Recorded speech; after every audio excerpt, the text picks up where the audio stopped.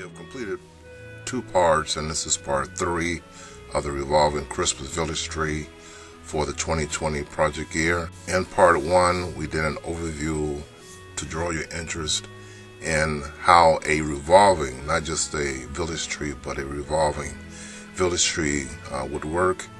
Part 2, we came back in and did a little bit more drilling down to details and specifics to help you if you decide to make this a project of your own. And in this part 3, which is the final part of this video series, we're going to show you the assembly and the completion of the tree. Hopefully this information helps. I've been receiving comments from you, and if you do have any questions, drop me a comment and I'll try to respond to you as soon as possible in support of this coming holiday season. Thank you.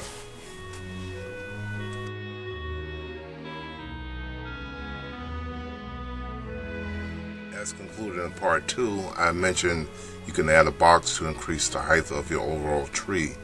In this case, I used a platform roughly 10 inches high with rolling wheels for flexibility and convenience. With the addition of the platform to elevate the overall height, I added a 5th stationary platform.